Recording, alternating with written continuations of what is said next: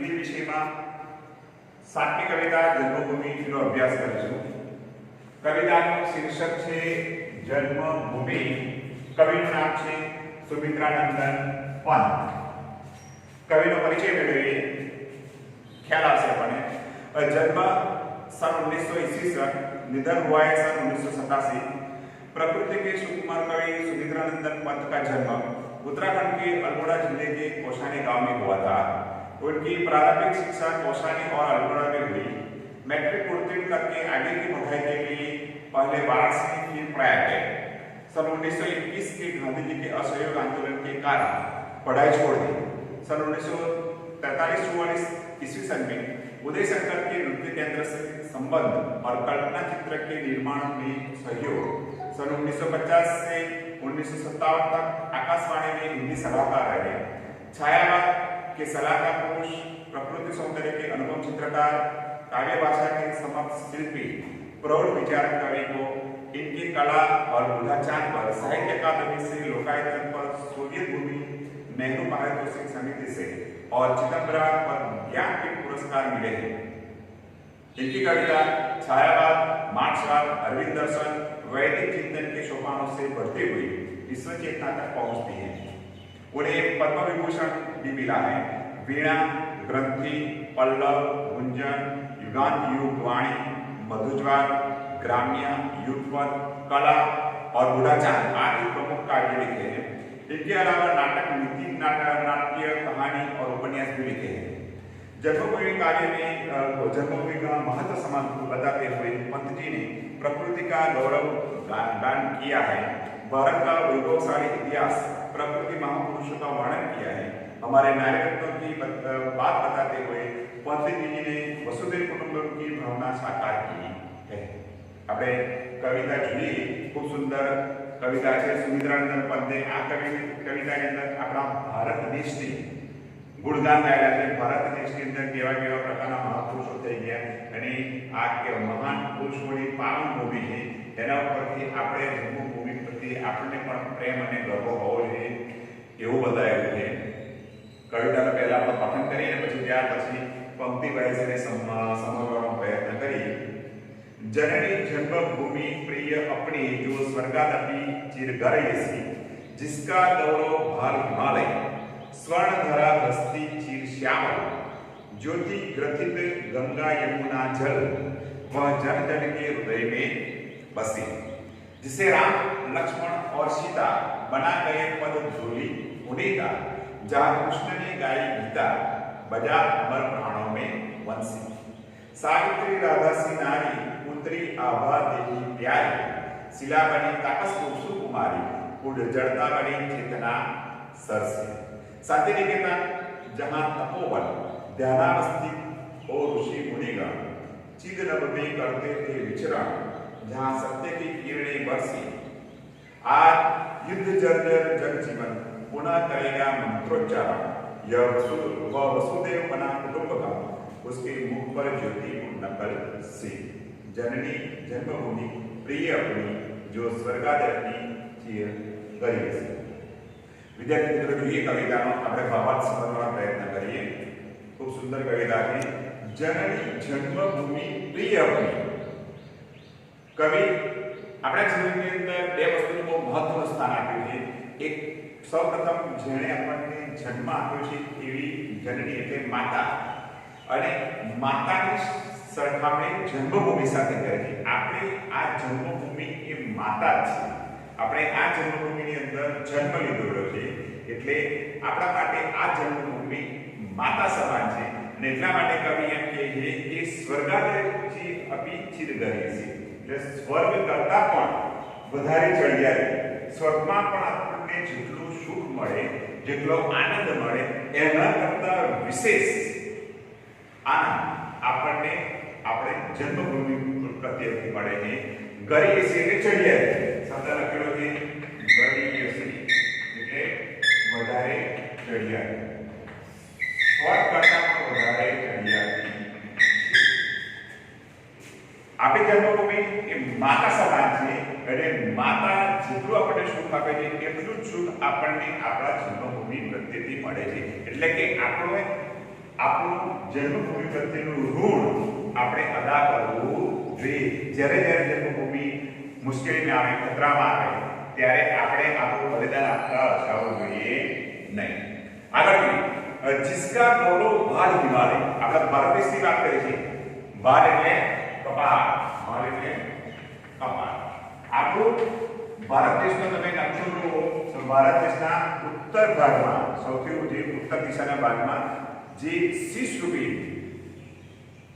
માથા સ્વરૂપનું જે બતાવ્યું એનું કપાળ સ્વરૂપે આપણો હિમાલય પર્વત છે. એટલે આપણું નસીબ પણ બહુ વિશાળ છે. આપણે ઘણા બધા નહીં તો તારું ભાર તારું કપાળ ખૂબ વિશાળ છે, તો બહુ નસીબવાળો છે. એવી રીતે આપણું ભારત દેશ, આપણી આ જન્મભૂમિ છે, એ જન્મભૂમિના શીલ રૂપી ભાર રૂપી સુર આવેલું છે હિમાલય પર્વત. અને એ હિમાલય પર્વત આપણને આપણા દુશ્મનોથી, વિદેશી આક્રમણખોરોથી, દુશ્મનોથી આપણને રક્ષણ આપે. जिसका गौरव में जिसका गौरव भार हिमालय स्वर्ण धरा हस्ती चीर श्यामल. स्वर्ण એટલે સુવર્ણ રૂપી, स्वर्ण એટલે સુવર્ણ, સોનું જેને કહે. સોનું એટલે આપણે રિયલમાં જે સોનાના ટાઈપના આપણે જે પહેરી છે એવા નહીં. સ્વર્ણ એટલે સોનું. કયું? ધરા હસ્તી, ધરા એટલે જમીન. એ શું હશે? ચીર શ્યામલ, શ્યામલ એટલે શ્યામ રંગની. આપણે અનાજનો પાક લઈએ છીએ એનો રંગ કાળા રંગનો થાય છે, શ્યામલ, કાળા રંગ.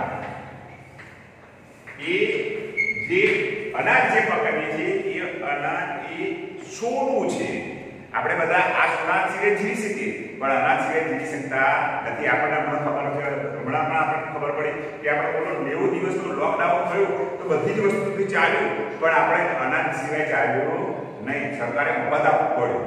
ખેડૂતો જે ખેતરમાં અનાજ પકવે છે અને એ અનાજ એ સોના રૂપી છે, એનો રંગ શ્યામ બતાવેલો છે. સ્વર્ણ ધરા હસ્તી, હસી રહી છે, ચીર શ્યામલ. જ્યોતિ ગ્રથિત ગંગા યમુના જલ. જ્યોતિ એટલે પ્રકાશ નહીં, સરળ શબ્દ છે. જ્યોતિ એટલે પ્રકાશ. આપણા દેશની મુખ્ય બે નદીઓના નામ બતાવે છે, ગંગા અને યમુના, જેને આપણે ખૂબ પવિત્ર માનીએ. ગંગા નદી પવિત્ર છે, ગંગા નદીનું પાણી પવિત્ર છે. આ ગંગા નદીના પાણી ઉપર સૂર્યનો પ્રકાશ પડી રહ્યો છે અને જે પ્રકાશ એના પર પડે છે એ પ્રકાશ પાછો ફેંકાય છે. એટલે જાણે એમાંથી પ્રકાશ પેલો હીરાની જેમ ચમકતો હોય ને, આપણે તમે કોઈ નદી કિનારે જાઓ ને અને નદી કિનારાનું દ્રશ્ય જો તો સૂર્યનો તાપ પાણી પર પડતો હોય એટલે એ પાણીનું પાછું પરાવર્તન થાય, રિફ્લેક્શન થાય. એટલે આમ જાણે મોતી ચમકતા હોય ને એવું લાગે. એટલે જ્યોતિ ગ્રથિત, પ્રકાશ જેવું લાગે. જ્યોતિ ગ્રથિત ગંગા યમુના જલ વ જન જન કે હૃદય રસી. પ્રત્યેક ભારતવાસીના, પ્રત્યેક હિન્દુસ્તાનીના હૃદયની અંદર આ ગંગા યમુના વસેલી છે. આપણા હૃદયની અંદર એનું પવિત્રતાનું સ્થાન વસેલું છે. બીજી વાત કરીએ, जिसे राम लक्ष्मण और सीता बना गए पद भूली सुनी पुनीता. આપણને ખબર છે કે ત્રેતાયુગની અંદર રામ ભગવાને જન્મ લીધેલો અને રામ ભગવાનને 14 વર્ષનો વાસ થયો તો એ સમગ્ર ભારતની અંદર, સમગ્ર આર્યવર્તને એમણે ભ્રમણ કરેલું. શા માટે? રાક્ષસોનો નાશ કરવા માટે. તો એ ભારત ભૂમિમાં, આ હિન્દુસ્તાની ભારત ભૂમિમાં રામ, લક્ષ્મણ અને સીતા જ્યારે વનવાસમાં નીકળ્યા અને જે ઉત્તર ભારત અયોધ્યાથી નીકળી અને છેક શ્રીલંકા ગયા અને ત્યાં જઈને રાવણને મારીને પાછા એવા આવ્યા. બરાબર છે? તમને ખબર હોય તો સરયુ તટેથી પછી પંચવટી ઉપરથી પાછા આખા ભારત દેશને એમણે ભ્રમણ કર્યું. તે જ્યાં જ્યાં એમણે ભ્રમણ કર્યું અને એમના જ્યાં જ્યાં પગલાં પડ્યા એ પગલાં પડવાથી એમની પગલાંથી જે આપણા જમીનની જે ધૂળ હતી એ કેવી થઈ ગઈ? પાવન થઈ. પુનિતા, પુનિતા એટલે પવિત્ર. પુનિતા એટલે પવિત્ર. આપણા દેશની ધૂળ કેવી થઈ ગઈ? પવિત્ર. जिसे राम लक्ष्मण और सीता बना गए पद. पद એટલે પગ. એમના પગના ચિહ્નથી એ ધૂળ કેવી થઈ ગઈ? પાવન થઈ ગઈ. જ્યાં કૃષ્ણને ગાય ગીતા બધા અમર પ્રાણો में बंसी. અને દ્વાપર યુગની અંદર કૃષ્ણ ભગવાને જન્મ લીધો અને કૃષ્ણ ભગવાને દુષ્ટોનો સંહાર એમના હાથથી જેટલો થાય એટલો કર્યો અને ના થાય એટલો મહાભારત રચાયો અને પાંડવો દ્વારા કૌરવોનો નાશ કરાયો. અને મહાભારતના યુદ્ધમાં કુરુક્ષેત્રના મેદાનમાં અર્જુન જ્યારે યુદ્ધ કરવાની ના પાડી તો એને ગીતાનો સંદેશ આપવો પડ્યો, એને બધું સમજાવ્યું કે તું કોણ છે, હું કોણ છે, આ તું જે મારે છે એ તારા સગા સંબંધી નથી, એ તારી મારવાની ફરજ છે, અધર્મનો નાશ કરવાનો છે અને ધર્મનો સ્થાપન કરવાનો છે, એટલે તારે મારવા તો પડશે. એટલે પાંડવો દ્વારા પણ કૌરવોનો નાશ કરાયો અને કૃષ્ણ ભગવાને ત્યાં કુરુક્ષેત્રના મેદાનની અંદર ગીતાનો સંદેશ આપ્યો. તો એ ગીતા જેને ગઈ અને એ ગીતા એ આપણું હિન્દુ ધર્મનું શું બન્યું? ધર્મ પુસ્તક આપણું મુખ્ય ધર્મ પુસ્તક આપણું ભગવદ્ ગીતા છે. અને જે ભગવદ્ ગીતાની અંદર બધું જે સમજાયેલું છે કે માણસે કેવું કેવું જીવન જીવવું જોઈએ, માણસે ભગવાનની પ્રાપ્તિ માટે શું કરવું જોઈએ, એ બધું વિગતવાર ભગવાને સમજાવ્યું. એ અત્યારે આપણે એને ગ્રંથ તરીકે સ્વીકારેલું છે અને આપણું મુખ્ય ધર્મ પુસ્તક છે. એમાં બધું જ સમજાયેલું છે કે માણસ મુક્તિ મોક્ષના માર્ગે કેવી રીતે જઈ શકે. જ્યાં કૃષ્ણને ગાય ગીતા બધા અમર પ્રાણો મેં બનશે અને એનાથી આપણે અમર થઈ શકીએ છીએ, આપણે મોક્ષનો માર્ગે જઈ શકીએ, આપણા પ્રાણને આપણે અમર કરી શકીએ છીએ. આગળની વાત સાવિત્રી રાધાસી નારી પુત્રી અભાદેહી યારી. આ ઉપરની જે વાત કરી એ બધા મહાપુરુષોની વાત કરી. હવે સ્ત્રીઓની વાત કરી કે આપણા હિન્દુસ્તાનની અંદર, આપણા ભારત દેશની અંદર મહાન મહાન નારીઓ પણ થઈ ગઈ, સ્ત્રીઓ પણ થઈ ગઈ, જેની અંદર જુદા જુદા નામ છે. સાવિત્રી, સતી સાવિત્રી એવું કહેવાય છે કે સતી સાવિત્રી એ સતી સ્ત્રી હતી, બરાબર છે. તે જોડે બીજું નામ છે રાધા, કૃષ્ણની જોડે રાધાનું નામ જોડાય છે. આપણે બધા કૃષ્ણએ રાધાને પ્રેમ કરેલો. રાધા ખરેખર કૃષ્ણ કરતા ઉંમરમાં 8 વર્ષ મોટી હતી, પણ એ બંનેનો પ્રેમ અલગ પ્રકારનો હતો. એ પ્રેમની આજે આપણે પણ પૂજા કરીએ છીએ, મંદિરમાં પણ રાધા કૃષ્ણની આપણે મૂર્તિ જોઈએ છે. સાવિત્રી રાધાસી નારી પુત્રી આભાદેહી. આભાદેહી એટલે એમના જે મુખ પર જે તેજ હોય એને આપણે આભા કહીએ. આભા એટલે તેજ. આપણે કોઈ પણ ભગવાનનો કોઈ માતાજીનો ફોટો જોઈએ તો ફોટા આવો ફોટો કરે ને તો આ દાખલા તરીકે આવો ફોટો છે, આમ તો ફોટાની આજુબાજુ આમ પ્રકાશ બતાવે. ખ્યાલ આવે? કોઈ પણ તમે ભગવાનનો ફોટો જો ને તો ફોટાની પાછળના ભાગમાં પ્રકાશ નીકળતો હોય એને આભા કહેવાય.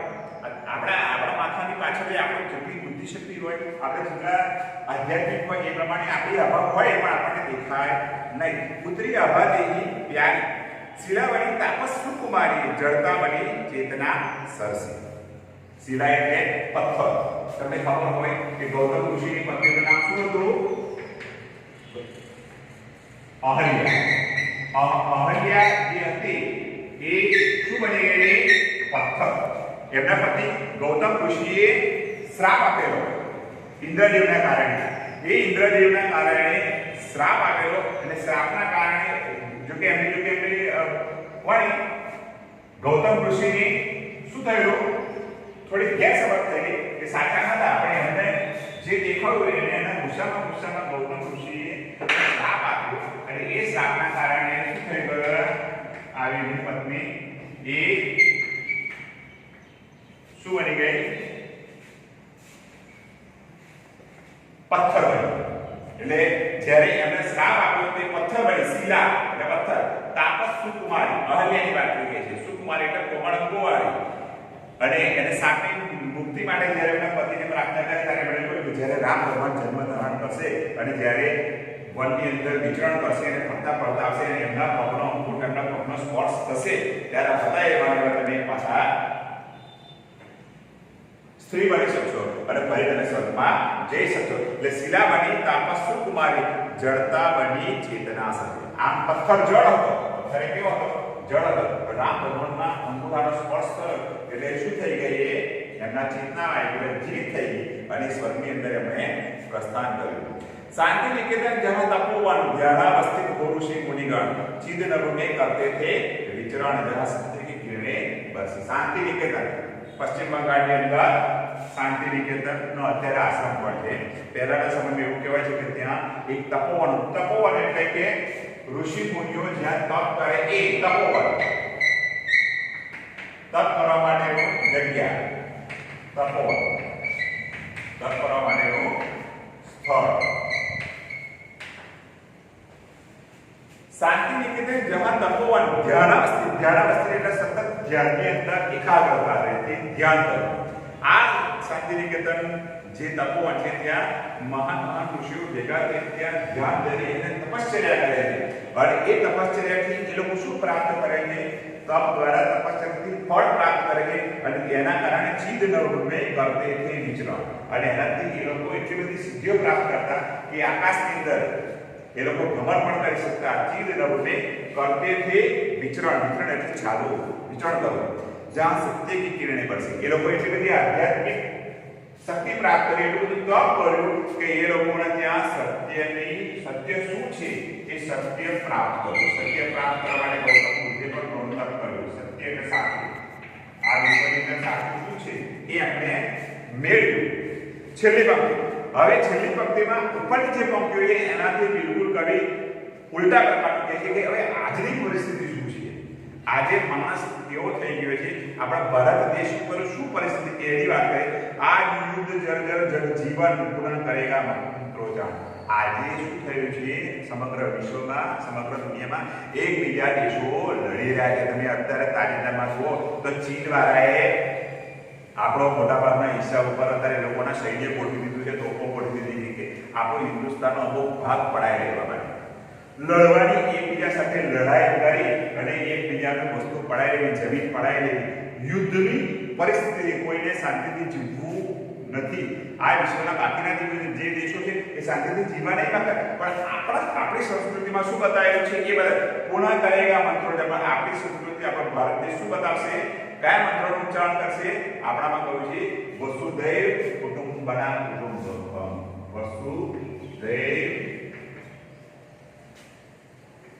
કુટુંબકમ વસુધૈવ કુટુંબકમ એટલે એનો અર્થ કે સમગ્ર વિશ્વ એ શું છે કુટુંબ છે આખું વિશ્વ એ એક ફેમિલી છે કુટુંબ છે જેમ આપણે આપણા કુટુંબમાં રહીએ છીએ કેવું શાંતિથી રહીએ એવી રીતે આપણે પણ આખા વિશ્વને કુટુંબ સમાન માની અને સમગ્ર વિશ્વમાં શાંતિથી રહેવું જોઈએ બીજા જોડે આપણે કોઈ લડવા માંગતા નથી પણ મોદી સરકારે હમણાં જે આપણે જે બેઠા છે મોદી સાહેબ એ તો એમ કે ના કોઈ આપણને મારી જાય તો આપણે પણ એનો પ્રત્યુત્તર એનો પ્રતિઘાત આપવો પડે એટલે આપણે પણ ના છૂટકે પણ સામે લડવું પડે છે આપણે બધા વસુધૈવ કુટુંબકમ માનીએ છીએ પણ એનો અર્થ એવો નહીં કે આપણા વાળો છે કે આપણે જમીનમાં આવીને આપણે સીમામાં આવીને આપણને કોઈ મારીએ ને આપણા હાથ પગ ગાળી દે છે એવું નથી તો મોદી સરકાર એનો ખોટો જવાબ આપે વસુધૈવ બના કુટુંબકમ उसके मुख पर ज्योति नवलसी જે આ લોકો એ મંત્ર સ્વીકાર કરે વસુધૈવ કુટુંબકમ એમના મુખ પર સદા પ્રકાશમય સદા આનંદ જોવા મળે जननी जन्मभूमि प्रिय अपनी जो स्वर्गाद की चिर करे છે આપણી આ જન્મભૂમિ એ માતા કરતા પણ વિશેષ અને સ્વર્ગ કરતા પણ વિશેષ આનંદ આપનારી અને ગર્વ આપનારી છે એવું સુંદર આલેખન સુમિત્રાનંદન પંતે આ કવિતામાં કરેલું છે આ કવિતાની પાછળ આપેલો સ્વાધ્યાય એ તમારી જાતે લખવાનું છે અને સ્વાધ્યાયના ફોટા પાડી અને મને મોકલશો આપણે આ કવિતાને પૂરી કરીએ છીએ ઇતિ વાર્તા